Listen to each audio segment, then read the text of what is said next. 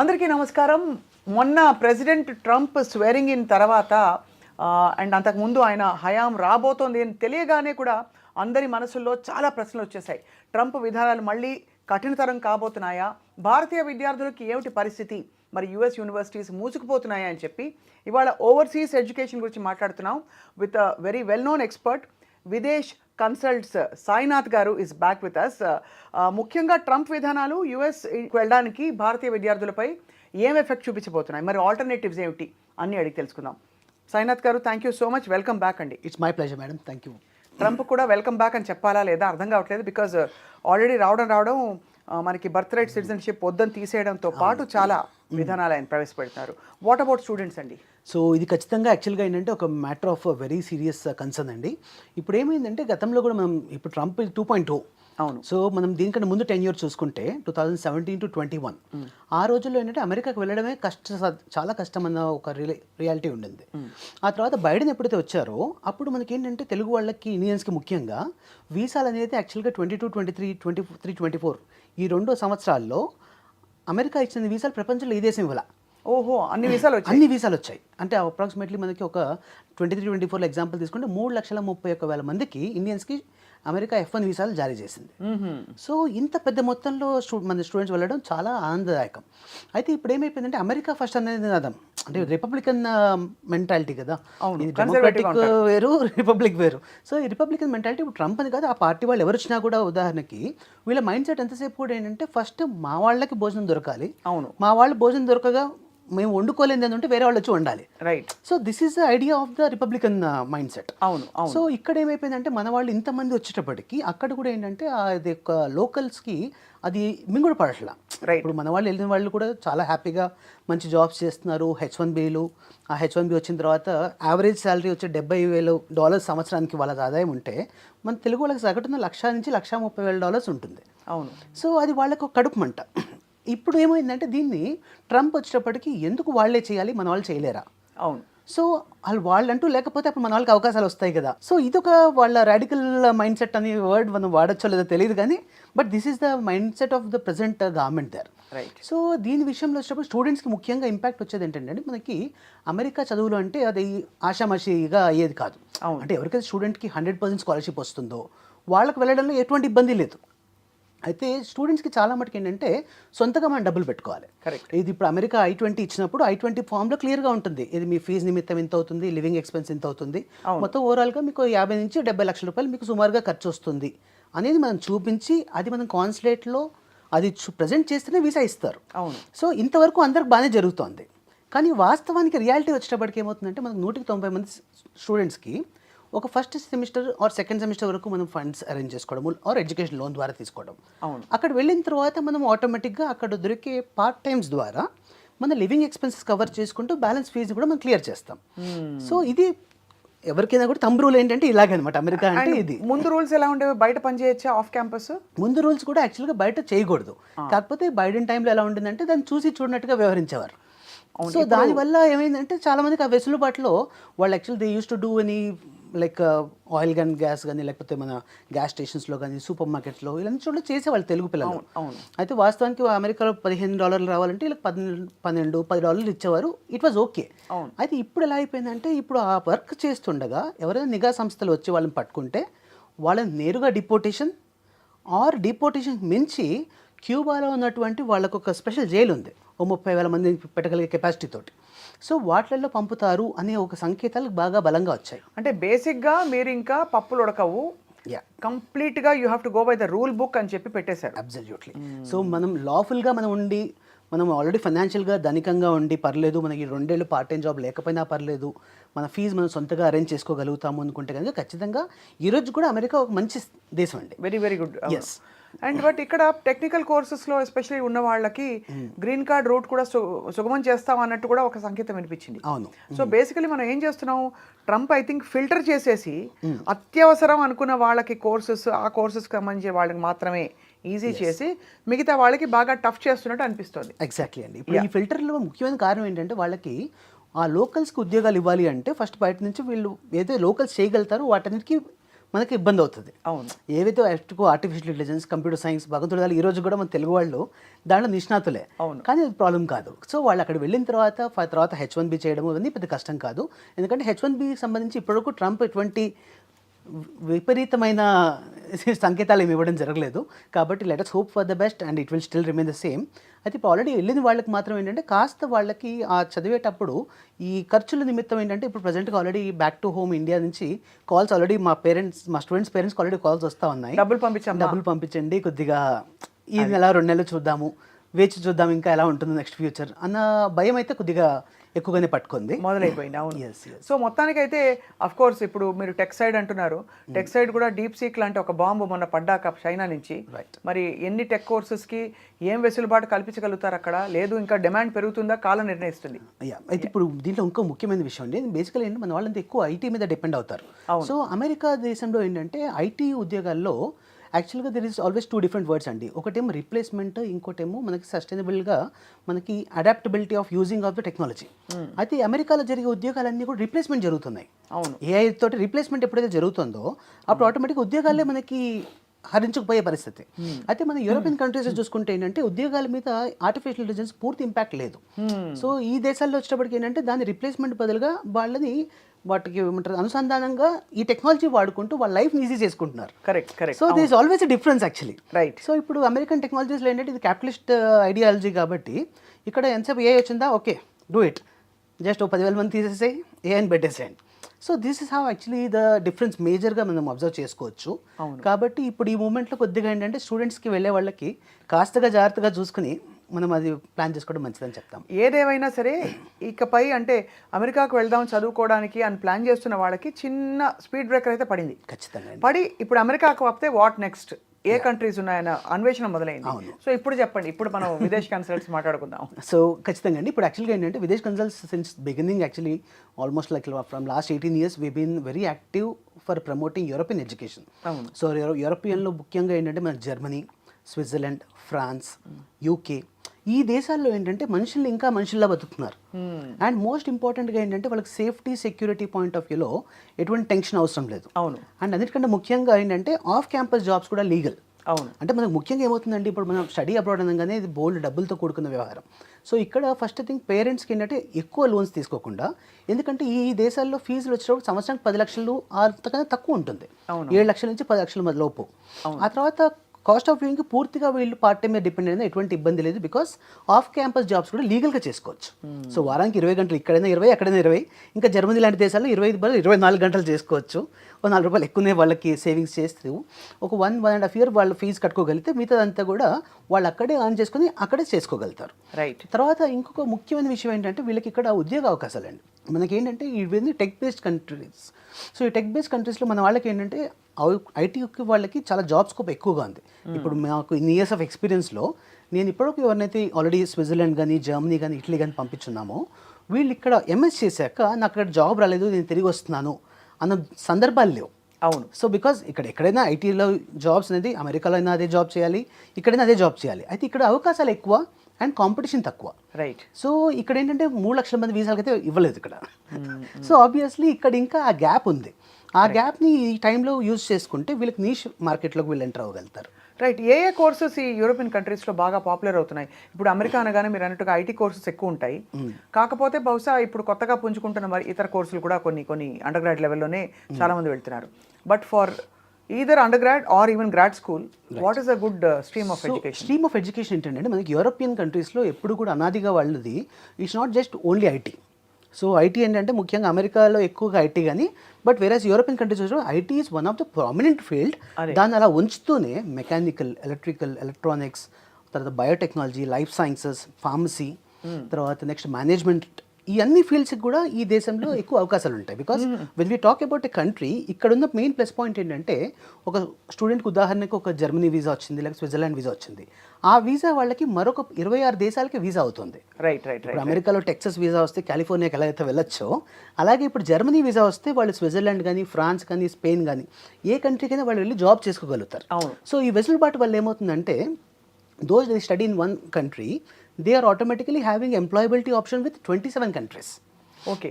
అంటే కానీ employability option ఉన్నప్పటికీ ఎంప్లాయ్మెంట్ అంత ఉందా అని? ఖచ్చితంగా అండి. ఇప్పుడు యాక్చువల్గా ఎంప్లాయబిలిటీ రేషియో చూసుకుంటే మనకి లెస్ దెన్ 3% అండి. చాలా దేశాల్లో కంపేర్ చేస్తే, మన అమెరికాతో కంపేర్ చేసినా కూడా యూరోపియన్ కంట్రీస్లో ముఖ్యంగా Germany or France or Switzerland ఇవి ఎంప్లాయబిలిటీ రేట్లో 97% ఉన్నాయి, which is like top among the world's these thing. తర్వాత ఇంకోటి ఎంప్లాయ్మెంట్ సెక్యూరిటీ అండి. ఎంప్లాయ్మెంట్ రావడం ఒకటి, దాన్ని నిలదొక్కుకోవడం ఒకటి. అవును. ఈ నిలదొక్కుకోవడం విషయంలో ఏంటంటే అమెరికాలో ఏంటంటే మనకి ఏదైనా రోజు పింక్ స్లిప్ ఇచ్చేయచ్చు. అది ఇచ్చినప్పుడు ఆబ్వియస్ క్యాపిటలిస్టిక్ ఐడియా కాబట్టి దాంట్లో అది అలౌడ్. బట్ వేరేస్ ఇక్కడ యూరోపియన్ కంట్రీస్లో ఏంటంటే once you are working for 6 months in any company, you are part of a social security member. ఓహో. సో ఆ మెంబర్ అయినందువల్ల unless company gets laid off, company పూర్తిగా తీసేస్తే తప్ప ఎంప్లాయీని తీసే అవకాశం వాళ్ళకి లేదు. And if at all they have to compensate with 18 months of salary, right, without any proper reason. కాబట్టి ఇక్కడ ఏంటంటే ఉద్యోగం మీద వాళ్ళకు ఉండే ఒక భరోసా ఎక్కువ. అంటే ఇక్కడ మన గవర్నమెంట్ జాబ్ వస్తే ఎంత రిలాక్స్గా ఉంటామో, యూరోపియన్ కంట్రీస్లో ఏ జాబ్ వచ్చినా కూడా అంత రిలాక్స్గా ఉండొచ్చు. అది. యా. సో బేసికలీ ఇప్పుడు మరి యూరోపియన్ కంట్రీస్లో యూనివర్సిటీ స్కెడ్యూల్స్ ఎలా ఉంటాయండి? సో సెమిస్టర్ సిస్టమ్ కాబట్టి yeah, what is the normal time ఎక్కువ అక్కడ ఆ దేశాలకు వెళ్ళి? సో ముఖ్యంగా ఏంటంటే ఇంటేక్స్ వచ్చి మనకి 2 ఇంటేక్స్ ఉంటాయండి. ఇప్పుడు ప్రజెంట్గా మార్చ్ ఇంటేక్, ఆ తర్వాత కమింగ్ సెప్టెంబర్ ఇంటేక్. అయితే కొన్ని యూనివర్సిటీస్లో మనకు మే ఇంటేక్ అండ్ జూన్ ఇంటేక్ కూడా ఉన్నాయి. సో ఇక్కడ ఏంటంటే ఎంట్రీ అనేది ఇబ్బంది కాదు. తర్వాత రెండో థింగ్ ఏంటంటే ఇక్కడ వీళ్ళకి ఎంఎస్ చేసేటప్పుడు ఎడ్యుకేషన్ స్టాండర్డ్ కూడా ఏంటంటే మనకి అమెరికా కంటే బెటర్ ఎడ్యుకేషన్ స్టాండర్డ్ ఎక్స్పెక్ట్ చేయొచ్చు. అండ్ అంతా ఇంగ్లీషే, ఏ కంట్రీ అయినా కూడా ఇంగ్లీష్. సో మొత్తం all tech courses or any course management ఏది తీసుకున్నా కూడా అన్నీ పూర్తిగా ఇంగ్లీష్లో ఉంటాయి. కాబట్టి వీళ్ళకి ఏంటంటే చక్కగా ఎడ్యుకేషన్ ఇంగ్లీష్లో అవుతుంది. ఆ తర్వాత వీళ్ళకి పోస్ట్ స్టడీ వర్క్ రావడం జరుగుతుంది. అండ్ డ్యూరింగ్ స్టడీస్ కూడా వీళ్ళకి ఏంటంటే స్టడీస్తో పాటుగా కంపల్సరీ ఒక 6 months ఇంటర్న్షిప్ చేయాలి. సో ఇంటర్న్షిప్ చేసినప్పుడు ఏంటంటే వీళ్ళ ఎడ్యుకేషన్ 18 months చేస్తూనే ఒక 6 months లాస్ట్లో వాళ్ళు ప్రాజెక్ట్ వర్క్ ఏదో కంపెనీలో చేయడం వల్ల కొంచెం వీళ్ళకి ఎక్స్పీరియన్స్ వస్తుంది, ఇన్కమ్ కూడా వస్తుంది, చాలా హెల్ప్ అవుతుంది. ఇన్కమ్ కంటే ఎక్కువగా వీళ్ళకి ఏంటంటే ఒక కంపెనీలో ఒక బెరుకుతనం ఉండదు.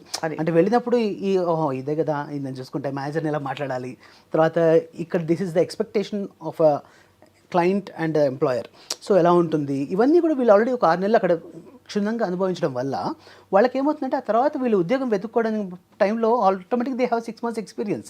So they will be the best resource for the companies who can easily crack the job అనమాట. రైట్. ఒకవేళ అలా వచ్చినా కూడా వాళ్ళని కూడా అబ్జర్వ్ చేసుకోవడం అండ్ వాళ్ళతో పాటు బహుశా అంటే ఈ వెసులుబాటు అన్ని ఫీల్డ్స్లో స్ట్రీమ్స్ ఆఫ్ ఎడ్యుకేషన్లో ఉందండి? ఖచ్చితంగా అండి. అన్ని మాస్టర్ ప్రోగ్రాంలో ఇది ఇన్బిల్ట్గా ఉండేది. బ్యాచిలర్ ప్రోగ్రాంలో కూడా ఈ 6 months ఇంటర్న్షిప్ అనేది కంపల్సరీ మాడ్యూల్. ఇంకా యూకే లాంటి కంట్రీలో తీసుకుంటే యూకేలో ఏమవుతుంది, చదువు వచ్చినప్పుడు 1 year మాస్టర్స్, ఆ తర్వాత 1 year మనకి ఇంటర్న్షిప్. ఈ 2 ఏళ్ళు చేస్తేనే వాళ్ళకి కోర్స్ కంప్లీట్ అవుతుంది. అవును. సో టెక్నికల్గా వాళ్ళకి తెలియకుండానే వాళ్ళకి ఒక సంవత్సరం సివిలో ఎక్స్పీరియన్స్ ఏర్పడుతుంది. సో ఆబ్వియస్లీ 6 నెలల కంటే సంవత్సరం ఇంకా బెటర్ కదా. అండ్ మీరు అనేది ఈ డిగ్రీలన్నీ కూడా, ఈ మాస్టర్స్ ప్రోగ్రామ్స్ అన్నీ కూడా certification is valid in various countries through out the world. And ఇందులో మీకు స్పెసిఫిక్గా ఏదైనా కంట్రీని మీరు ప్రత్యేకంగా రికమెండ్ చేస్తున్నారా in terms of ideal living conditions కావచ్చు, సేఫ్టీ కావచ్చు? ఇప్పుడు పిల్లల్ని ఇక్కడ నుంచి పంపాలంటే అమెరికా అంటే మీరు కేకేస్తే ప్రతి 10 మందిలో 2 తెలుగు వాళ్ళు కనిపిస్తారు. అవును. బట్ యూరోపియన్ కంట్రీస్లో పరిస్థితి ఎలా ఉందండి? ఇప్పుడు యూరోపియన్ కంట్రీస్లో కూడా ఏంటంటే చాలా మటుకు awareness, thanks to the social media and ఇది చాలా మందికి అవేర్నెస్ బాగా పెరిగింది. సో ఈ రోజు ఏంటంటే ఇటలీ, జర్మనీ, స్విట్జర్లాండ్, యూకే ఈ 4 దేశాలకు కూడా స్టూడెంట్స్ చాలా ఆసక్తి చూపిస్తున్నారు. ఈ 4 బ్యూటిఫుల్ కంట్రీస్ అండి అన్ని, అసలు ఆసమ్ ప్లేసెస్. యాక్చువల్లీ వాళ్ళకి ఏంటంటే డ్యూరింగ్ దిస్ స్టడీస్ టైంలో కూడా వాళ్ళు చాలా బెస్ట్ ప్లేసెస్లో ఉంటారు. దాంతోపాటు మేజర్గా ఏంటంటే ఇక్కడ ఈ 4 దేశాల్లో కూడా మనుషులు ఇంకా మనుషులుగా ఉన్నారు. అంటే ఉరుకులు పరుగులు కాకుండా ప్రశాంతంగా ఒక మనిషి ఎదురుపడ్డప్పుడు హాయ్ అని చెప్పడం ఇంకా కల్చర్లో ఇంకా ఉంది. సో ఇలాంటి మంచి ప్లేసెస్లో ఉన్నప్పుడు వీళ్ళకి ఏంటంటే పీస్ఫుల్ లివింగ్ ఒకటి, ఆ తర్వాత క్వాలిటీ ఆఫ్ లైఫ్ ముఖ్యంగా ఈ 4 దేశాల్లో కూడా వీళ్ళకి ఎడ్యుకేషన్ స్టాండర్డ్స్ బాగుంటాయి. అండ్ ముఖ్యంగా ఏంటంటే వాళ్ళకి సేఫ్టీ సెక్యూరిటీలో ఈ గన్ కల్చర్స్ ఇలాంటివి ఉండవు. So obviously they are absolutely at home, so కంఫర్టబుల్గా ఉండొచ్చు. అండ్ ఇండియాకి కూడా మన జర్నీ టైం చూసుకున్నా కూడా అమెరికాకి 24 hours జర్నీ పడుతుంది. బట్ వెరస్ ఇక్కడ 8 to 10 hours లో మనం ఫ్లై అయిపోవచ్చు, సింగిల్ ఫ్లైట్లో ముగించేసేయచ్చు. ఎస్. ఓవరాల్గా ఇప్పుడు ఎంతమంది తెలుగు విద్యార్థులు ఉన్నారండి ఇక్కడ ఈ కంట్రీస్లో? ఇప్పుడు అప్రాక్సిమేట్లీ మన యూరోపియన్ కంట్రీస్ ఎగ్జాంపుల్ జర్మనీ తీసుకుంటే జర్మనీకి లాస్ట్ ఇయర్ 70,000 మంది అప్లికేషన్ చేయడం జరిగింది. అండ్ యూకే చూసుకుంటే అది కూడా ఆల్మోస్ట్ 70,000 మంది. తర్వాత ఇటలీకి దాదాపు ఒక 16,000 మంది స్టూడెంట్స్ అప్లై చేయడం జరిగింది. స్విట్జర్లాండ్ కొంత నెంబర్స్ తక్కువ ఉన్నా కూడా యాక్చువల్గా ఎక్కువ అవకాశాలు స్విట్జర్లాండ్లో కూడా ఉన్నాయి. విచిత్రం చాలా, స్విట్జర్లాండ్ లాంటి అందమైన కంట్రీలో ఎవరు వద్దనుకుంటారు, ఎందుకు వద్దనుకుంటారని ఇంకా అవగాహన లేకంటారా? మెయిన్గా అవగాహన లేకండి. ఇక్కడ ఏమవుతుందంటే స్విట్జర్లాండ్ వచ్చేటప్పటికి పబ్లిక్ యూనివర్సిటీస్, ప్రైవేట్ యూనివర్సిటీస్ రెండు ఉంటాయి. సో చాలా మందికి ఏంటంటే పబ్లిక్ యూనివర్సిటీలో రాదు అనుకుంటారు, ప్రైవేట్ యూనివర్సిటీని ఎఫర్ట్ చేయలేదు అనుకుంటారు. ఈ రెండు అపోహలే. సో అడగండి అమ్మ కూడా అన్నం పెట్టదు. అటువంటిది ఇటువంటి పబ్లిక్ యూనివర్సిటీస్ ఇంత టాప్ యూనివర్సిటీ అడ్మిషన్ రావాలంటే అప్లై చేయాలి. అప్లై చేయడానికి విదేశ్ కన్సల్స్ ఉంది. విదేశ్ కన్సల్స్ అప్రోచ్ చేస్తే ఖచ్చితంగా ఇది చేయొచ్చు. సో ఒకవేళ ఒక గ్రాడ్యుయేషన్ ఇక్కడ అంటే మన ఇండియన్ గ్రాడ్యుయేషన్ పూర్తి చేసుకుని అక్కడ గ్రాడ్ స్కూల్కి వెళ్ళడానికి అంటే పోస్ట్ గ్రాడ్యుయేషన్ మన ప్రకారం వెళ్ళాలంటే ఏ స్ట్రీమ్ తీసుకోవాలంటే మీరు అడ్వైస్ చేస్తారా? ఖచ్చితంగా అండి. ఇక్కడ యాక్చువల్గా ఏంటంటే విదేశ్ కన్సల్ట్స్లో మేము ఫస్ట్ స్టడీ అబ్రాడ్ కన్సల్టెంట్స్ కంటే కూడా ఒక కెరీర్ కన్సల్టెంట్స్గా మేము ఉంటాం. సో ఫస్ట్ థింగ్ ఏంటంటే ఒక ప్రొఫైల్ మా దగ్గరకు వచ్చినప్పుడు మేము ఫస్ట్ ఎవాల్యుయేట్ చేస్తాం. Are they having inform decision? ఆ ఇన్ఫార్మ్ డిసిషన్ ఉన్నప్పుడు we will continue with their choice. అలా కానప్పుడు ఖచ్చితంగా మా ఇంటర్వెన్షన్ ఉంటుంది. ఆ సెలెక్షన్ ఆఫ్ కోర్స్ దగ్గర నుంచి మా కౌన్సిలర్స్ ఏంటంటే లాస్ట్ 10 years కంటే ఎక్కువ ఎక్స్పీరియన్స్ ఉన్న వాళ్ళు. అండ్ చాలా మటుకు బ్రాంచెస్ అన్నిటి హెడ్స్ కూడా they are directors of our branches, they are also having done masters abroad. So వీళ్ళందరికీ ఏంటంటే విపరీతమైన ఎక్స్పీరియన్స్ ఉండడం వల్ల ఒక ప్రాపర్ గైడెన్స్ ఇవ్వడానికి రైట్ ఛానలైజేషన్ జరుగుతుంది. ఆ తర్వాత రెండో థింగ్ ఏంటంటే కొంతమంది ప్రొఫైల్ బాగా ఉన్నప్పుడు మేమే వాళ్ళకి ఎదురుగా సలహా ఇస్తాం. ఏంటంటే rather than going for private university, మీ ప్రొఫైల్కి ఈ పబ్లిక్ యూనివర్సిటీ అడ్మిషన్ వస్తుంది. రైట్. సో ఈ పబ్లిక్ యూనివర్సిటీకి ఎప్పుడైతే వీళ్ళు వెళ్తారో ఇక్కడలాగా 50 లక్షలు 60 లక్షలు ఫీజు కట్టకుండా చక్కగా ఫ్రీ ఎడ్యుకేషన్లో Germany, Switzerland, France, Italy. Free అంటే పూర్తిగా ఫ్రీనా? అబ్సల్యూట్లీ. సో ఫీజు వచ్చేసి హార్డ్లీ ఒక 150 euros నుంచి 500 euros పర్ సెమిస్టర్. అంటే ఇండియన్ కరెన్సీలో ఒక 40,000 రూపాయలు. అలాగా ఎందుకు చేస్తారు అలాగా? సో యూరోప్లో ఏంటంటే ఎడ్యుకేషన్ అనేది వాళ్ళకి ఇంకా మనీ మేకింగ్ వెంచర్ కాదు. ఓకే. సో పబ్లిక్ యూనివర్సిటీస్ వరకు. సో ఎప్పుడైతే ఇది మనీ మేకింగ్ వెంచర్ కాదో automatically government is supporting for the education cost. Right. So ఇక్కడ student is expected to pay only the taxes which is hardly ఒక 40,000 rupees per 6 months. And the living expenses వీళ్ళు ఓన్గా manage చేసుకోవాలి. అదే that's what అదే వాళ్ళు ఓన్గా. కానీ నేను ఒకటే అడుగుతాను, మరి ఇలాంటి యూనివర్సిటీలో క్వాలిఫై అవ్వాలంటే like you have GRE, TOEFL, IELTS ఇలాంటి what are the exams that should? So మేజర్గా ఎంట్రీ రిక్వైర్మెంట్ వచ్చేప్పటికి ఇది అమెరికా కంటే సులువు అండి. సో చాలామందికి తెలియక ఇంకో చాలామందికి ఇప్పుడు కూడా అపోహ ఏంటంటే నేను జర్మనీలో చదవాలంటే జర్మన్ లాంగ్వేజ్, ఇటలీలో చదవాలంటే ఇటాలియన్ లాంగ్వేజ్ ఇది కావాలనుకుంటుంటారు. ఇది అస్సలు రిక్వైర్మెంటే కాదు. బికాస్ 100% అక్కడ కోర్స్ అన్ని ఇంగ్లీష్లో టీచ్ చేయడం వల్ల ఎటువంటి ఇంగ్లీష్ లైక్ లోకల్ లాంగ్వేజ్ అవసరమే లేదు. తర్వాత రెండో థింగ్ వచ్చేప్పటికి వీళ్ళకి ఏదైతే ఐఎల్టీఎస్ కానీ టోఫెల్ కానీ ఉందో ఈ రెండింటిలో ఏదైనా ఒక పరీక్ష రాసుకుంటే మోర్ దెన్ సఫిషియంట్. అది. సో అంతకుమించి జిఆర్ఈలు, జీమాట్లు ఇవేమి అవసరం లేదు. So degree certificate and IELTS 15 years or 16 years of both are okay. Both are okay. ఇది కూడా కరెక్ట్ క్వశ్చన్ అడిగాను. 15 ఏళ్ళైనా 16 ఏళ్ళైనా పర్లేదు. అబ్సల్యూట్లీ. ఎడ్యుకేషన్ అంటే డిగ్రీ వరకు. అండ్ అలాగే మీరు అన్నట్టు ఐఎల్టీఎస్ కానీ టోఫెల్ కానీ రాసుకుని బేసిక్ స్కోర్ వస్తే సరిపోతుంది. ఇవి కాకుండా ఎడ్యుకేషన్ అక్కడ free except living expenses and a bare minimum taxes తప్ప అన్నీ ఫ్రీ. నాలుగోది of course weather conditions and number of courses opening, quality of education is of course చెప్పక్కర్లేదు ఇంకా.